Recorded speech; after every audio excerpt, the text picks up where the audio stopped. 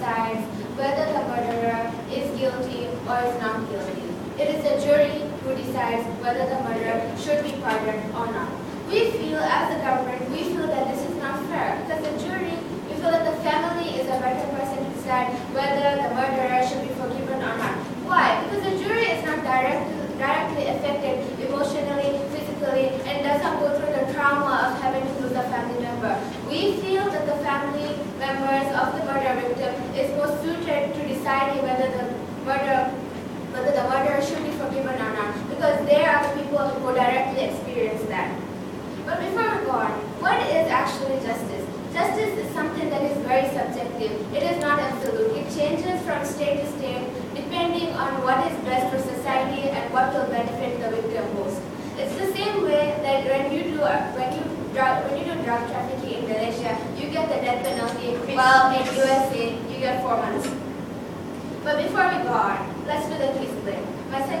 I will be talking about why it's the immediate family that is best suited for this job, and my second speaker will be talking about how this is best for the murderer and how this is good for the society. But before I move on, clarification, Miss, are you then against all juries and you say that the family should be the only person who decides whether or not it's guilty? we are not against all juries, but we believe that since the family is more directly affected by the crime, the family is more suited to deciding whether the murderer should be let off free. Because it's the family who actually is affected most by this crime, not the jury, and therefore we feel that the family can make a better decision. So what do we mean by pardon? We mean that when the family pardons the murderer, the murderer cannot be charged with that crime, but later they can be charged with other crimes, but they cannot be held accountable for that crime anymore since the family has already forgiven them.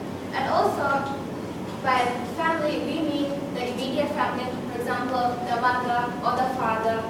Well, you generally know what an immediate family is. And if the victim does not have an immediate family, we feel that the relative who is closest to the victim is the one who should decide. So why is this better for justice? We think that why should we allow the victim's family to decide? Because you have to think of it this way. Who is directly affected by this? The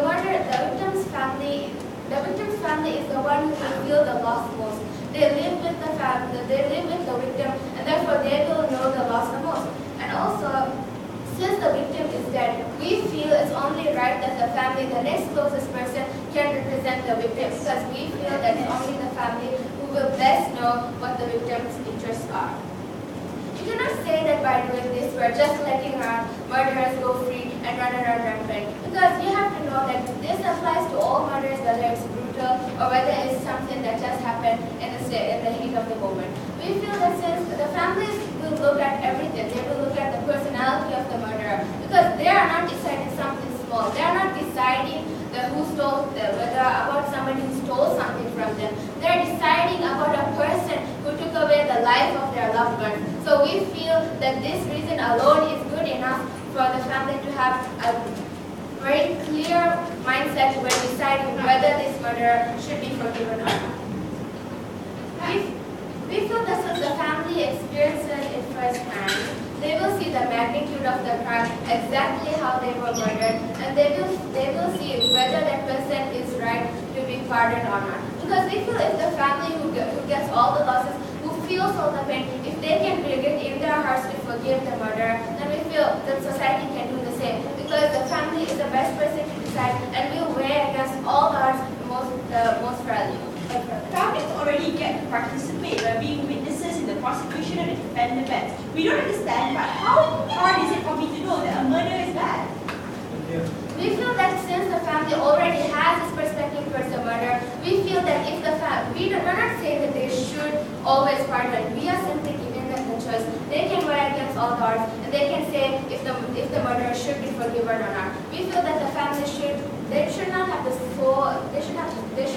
sole power, but they should have the majority of the power in deciding whether the victim goes free or not. They should have more say than the jury.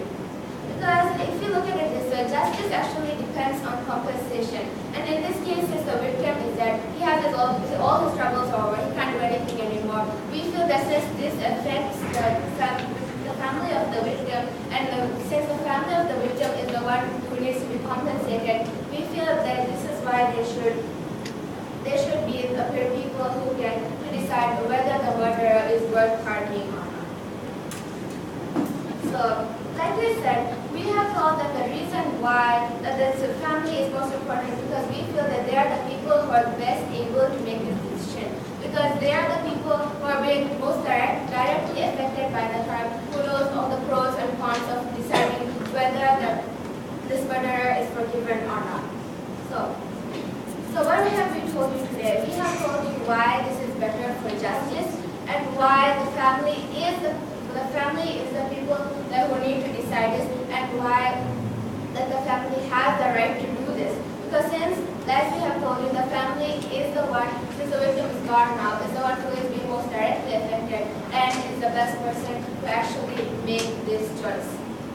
But so what have I told you today? We have told you that this is better for the justice, this is better for the murderer's family, and how this is ultimately fairer because the whole point of a justice system is to compensate for the people who have suffered the most.